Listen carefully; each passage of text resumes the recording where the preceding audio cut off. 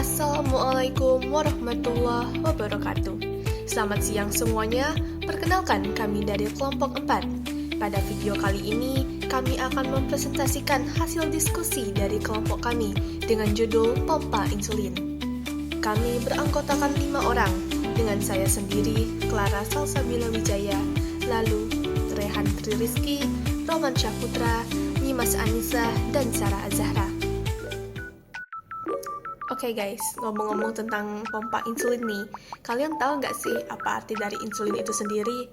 Nah, kalau belum tahu, aku kasih tahu. Oke, jadi insulin itu tuh berasal dari bahasa Latin insula yang memiliki arti pulau, karena diproduksi di pulau-pulau Langerhans di pankreas.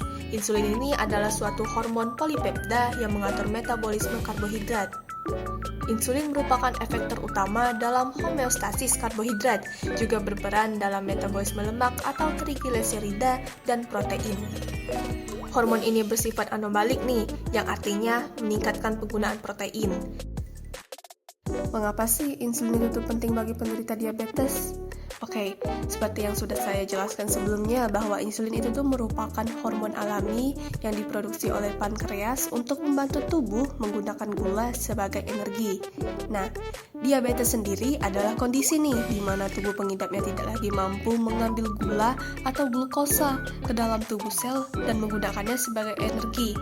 Nah, jika pankreas pengidapnya tidak berfungsi secara optimal, gula darah tuh bakal sulit dikontrol. Tanpa insulin yang cukup, glukosa tidak dapat masuk ke dalam sel, menumpuk dalam darah, dan menyebabkan kadar gula darah meningkat, yang pada akhirnya memicu diabetes itu sendiri.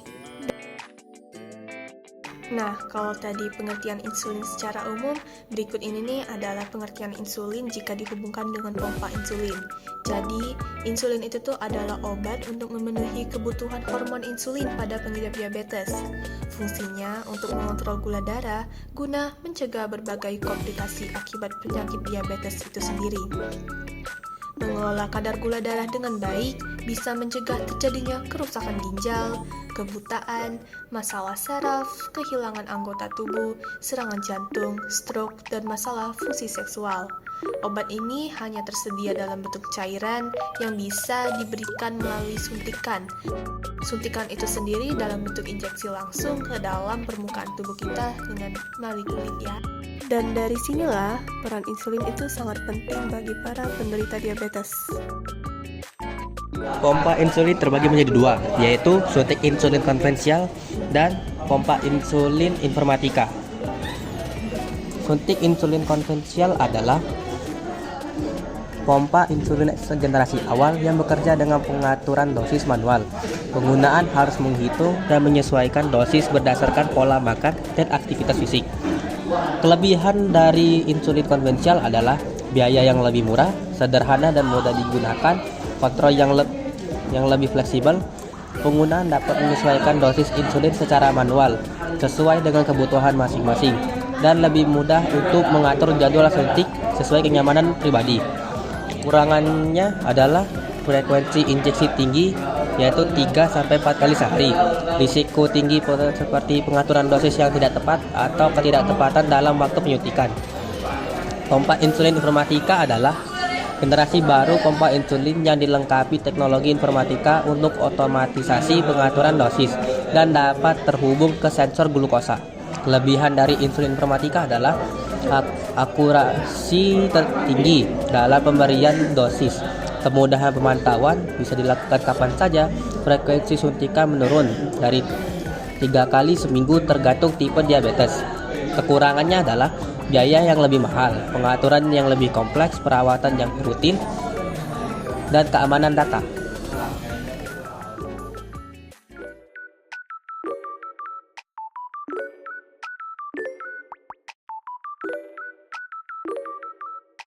Pompa insulin informatika adalah istilah yang mungkin mengacu pada penggunaan teknologi informatika untuk mendukung pengelolaan dan pengoperasian pompa insulin.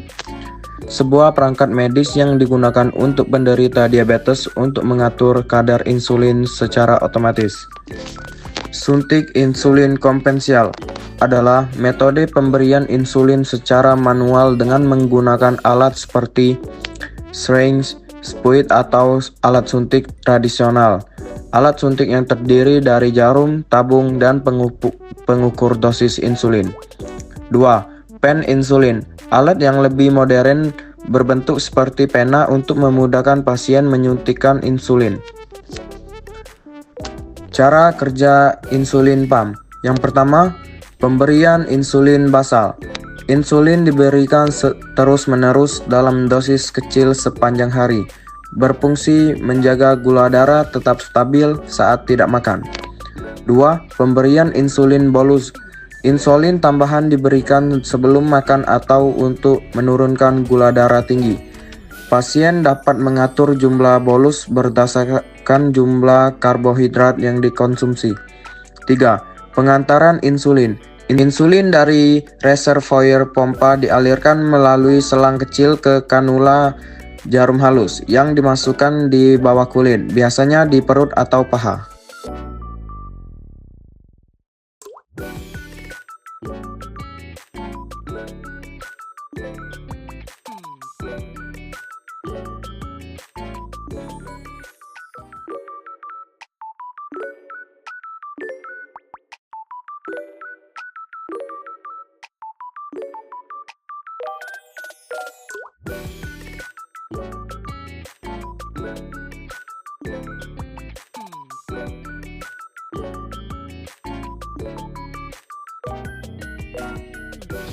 Selanjutnya adalah pendapat kami terhadap perkembangan pompa insulin. Meskipun pompa insulin menawarkan banyak manfaat seperti pengendalian yang lebih baik terhadap kadar gula darah dan peningkatan kualitas hidup pasien, keputusan untuk beralih dari suntikan insulin ke pompa harus dipertimbangkan dengan matang, mengingat banyak faktor yang mempengaruhinya. Beberapa di antaranya adalah faktor biaya, faktor keterampilan pengguna, dan aksesibilitas teknologi. Selanjutnya adalah perkembangan yang harus dilakukan. Yang pertama, desain yang lebih ergonomis dan nyaman. Pompa insulin yang lebih kecil, lebih ringan, dan lebih mudah dikenakan, serta memungkinkan kebebasan bergerak lebih banyak, tanpa menambahkan ketidaknyamanan, misalnya pompa yang lebih ramping yang dapat disembunyikan dengan mudah di bawah pakaian. Yang kedua adalah pengurangan biaya. Inovasi dalam teknologi dan produksi massal yang dapat menurunkan biaya perangkat, terutama dengan semakin banyaknya pilihan asuransi yang mencakup biaya perangkat medis canggih, serta subsidi dari pemerintah atau lembaga kesehatan. Yang ketiga adalah edukasi penggunaan pompa insulin secara berkala. Dilakukan agar mempermudah pasien dalam menggunakan pompa insulin serta efektif dan efisien serta meminimalisir kesalahan teknis. Jika perlu, mendesain pompa insulin menjadi lebih sederhana. Jadi itulah perkembangan yang harus dilakukan. Yang pertama, memiliki desain yang lebih ergonomis dan nyaman. Yang kedua adalah pengurangan biaya, karena penggunaan pompa insulin itu memiliki biaya yang sangat tinggi karena dia menggunakan teknologi yang sangat canggih. Yang ketiga adalah edukasi penggunaan pompa insulin secara berkala, karena jika tidak diedukasi, pompa insulin itu akan memiliki dampak yang buruk jika digunakan dengan sembarang. Dampak buruk apa yang akan disebabkan jika tidak diberikan edukasi secara berkala kepada pengguna pompa insulin? Yang pertama adalah kesalahan dalam penggunaan. Pengaturan dosis yang salah tanpa pemahaman yang benar, pengguna mungkin tidak dapat mengatur basal rate atau bolus insulin dengan benar, yang dapat menyebabkan hipoglikemia atau gula darah terlalu rendah atau hiperglikemia atau gula darah terlalu tinggi. Yang kedua adalah komplikasi jangka panjang. Ketidakstabilan kadar gula darah, hal ini bisa memicu komplikasi kronis seperti kerusakan saraf atau neuropati. Oke, yang terakhir adalah kesimpulan dari materi yang kami paparkan. Insulin adalah hormon yang penting untuk mengatur kadar gula darah. Pada penderita diabetes, insulin diperlukan untuk menjaga kestabilan gula darah dan mencegah komplikasi. Pompa insulin adalah alat yang memungkinkan pemberian insulin secara otomatis, memberikan kontrol yang lebih presisi dan fleksibilitas dibandingkan dengan suntikan tradisional. Meskipun lebih nyaman, pompa insulin memiliki kekurangan seperti biaya tinggi dan ketergantungan pada teknologi. Pengembangan lebih lanjut diperlukan untuk membuat pompa insulin lebih kecil, efisien, terjangkau, dan lebih mudah digunakan. Mungkin itu saja yang dapat kami sampaikan. Terima kasih telah mendengarkan sampai habis. Mohon maaf apabila ada salah kata. Kepada Allah kami mohon ampun. Kami akhiri. Wabillahi taufiq wal hidayah. Wassalamualaikum warahmatullahi wabarakatuh.